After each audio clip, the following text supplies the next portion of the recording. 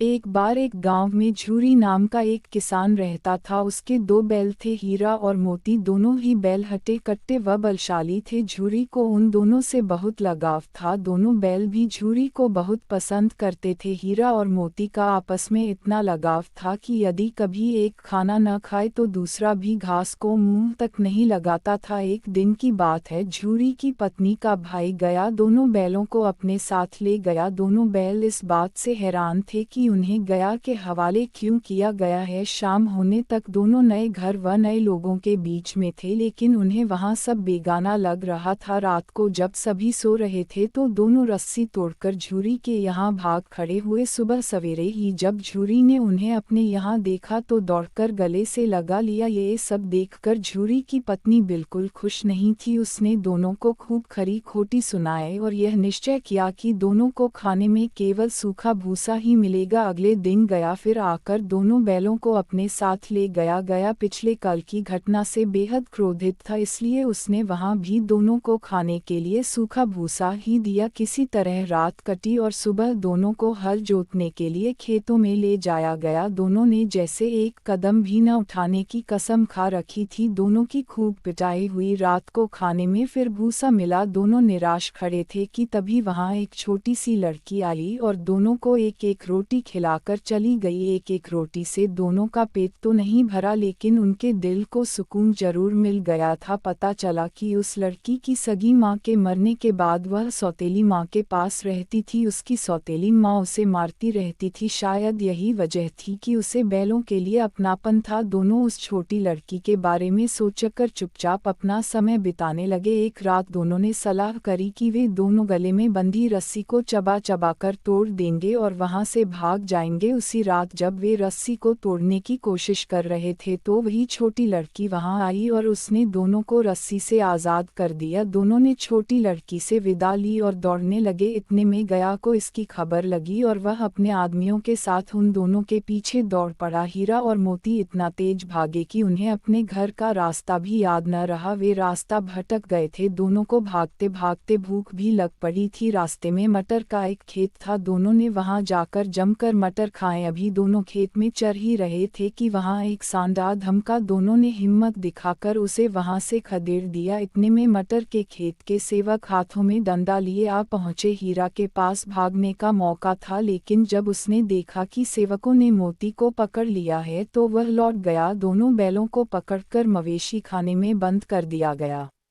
उस मवेशी खाने में बहुत से जानवर कैद थे। वहां बकरियां, घोड़े, भैंसे, गधे बंधे थे, लेकिन किसी को भी खाने को कुछ नहीं दिया जाता था। इस वजह से सभी जानवर कमजोरी के कारण जमीन पर बेजान पड़े हुए थे। जब पूरा दिन बीत जाने पर भी खाने को कुछ न मिला तो हीरा के सब्र का बांध टूट गया। उसने बाड़े की कच्ची दीवार पर जोर से अपने सींग गड़ा दिए। इससे मिट्टी का एक टुकड़ा निकल आया। यह देखकर हीरा को हिम्मत मिली और वह दौड़ दौड़कर अपने सींगों से दीवार की मिट्टी गिराने लगा। तभी मवेशी खाने का चौकीदार हाथ में लालटेन लिए जानवरों की हाजिरी लगाने आ पहुंचा। हीरा की करतूत देखकर उसने उसकी डंडे से पिटाई शुरू कर दी और उसे मोटी रस्सी से बांधकर वहां से चला गया। हीरा ने मोती से कहा, आज अगर यह दीवार गिर जाती तो यहाँ बंधे हुए कितने ही जानवर आज़ाद हो पाते। यदि ये थोड़े दिन और यहाँ रुके तो कमजोरी से इनका मरना निश्चित है। यह सुनकर मोती बोला, अगर ऐसी बात है तो मैं भी जोर लगाता हूँ।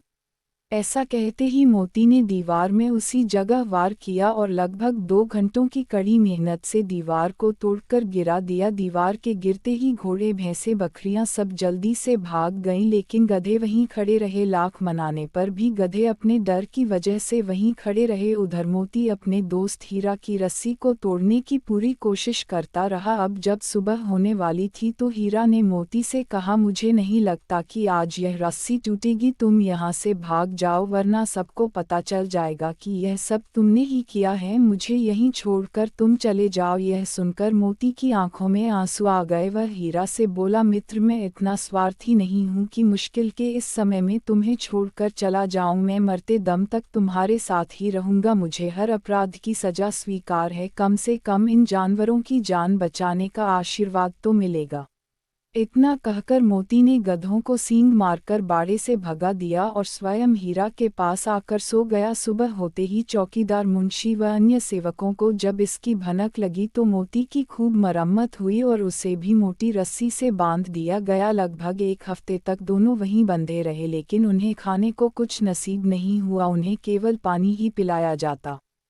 दोनों की हड्डियां निकल आई थीं। एक दिन बाड़े के सामने उनकी नीलामी शुरू हुई, लेकिन वो दोनों इतने कमजोर थे कि उन्हें खरीदने के लिए कोई तैयार नहीं था। तभी एक आदमी सामने आया और दोनों बैलों को टटोलने लगा। मुंशी से कुछ मोल भाव करने के बाद वह उन दोनों को लेकर चल पड़ा। दोनों बैलों की नीलामी हो चुकी थी। हीरा और मोती दोनों डरे हुए थे, उनसे चला भी नहीं जा रहा था, लेकिन डंडे के डर से बेचारे उस आदमी के साथ साथ चलने लगे। सहसा दोनों को महसूस हुआ कि यह वही रास्ता है जहां से गया उन्हें ले गया था, वही खेत, वही रास्ता और वही कुआं तो है जहां पर वे हल जोतने आया करते थे। अब उनकी सारी थकान दूर होने लगी और वह दोनों तेज तेज चलने लगे। जैसे ही उन्हें अपना घर और अपने बांधे जाने के जगह दिखाई दी, दोनों भागकर उस ओर चल दिए। द्वार पर झूरी बैठा हुआ था। जैसे ही उसने दोनों बैलों को देखा, उसने उन्हें गले लगा लिया। दोनों बैलों की आंखों में आंसू आ गए। तभी वह आदमी वहां बैलों के पीछे पीछे पहुंच गया और उसने दोनों बैलों की रस्सियां पकड़ ली। झूरी बोला, ये मेरे बैल हैं। आदमी ने कहा, मैंने इन्हें मवेशी खाने की नीलामी से खरीदा है। झूरी बोला, मेरे बैलों को बेचने का हक किसी को नहीं है, अगर मैं इन्हें बेचूंगा तभी ये बिकेंगे। आदमी ने जवाब दिया, मैं थाने में जाकर रपट दर्ज करवाता हूँ। झूरी बोला, ये मेरे बैल हैं, इसका सबसे बड़ा सबूत यह है कि यह मेरे द्वार में खड़े हैं। फिर उस आदमी ने आव देखा न ताव और बैलों को अपनी ओर खींचने लगा। तब दोनों बैलों ने भी उसे अपने सींगों से खदेड़ दिया और गांव से दूर भगा दिया। इतनी देर में दोनों बैलों के लिए भूसा, दाना और चारा भर दिया गया। हीरा और मोती दोनों मिलकर चारा खाने लगे। झूरी साथ में खड़ा उन्हें सहला रहा था। तभी झूरी की पत्नी भी अंदर से आई और उसने दोनों बैलों के माथे चूम लिए और खूब प्यार दिया।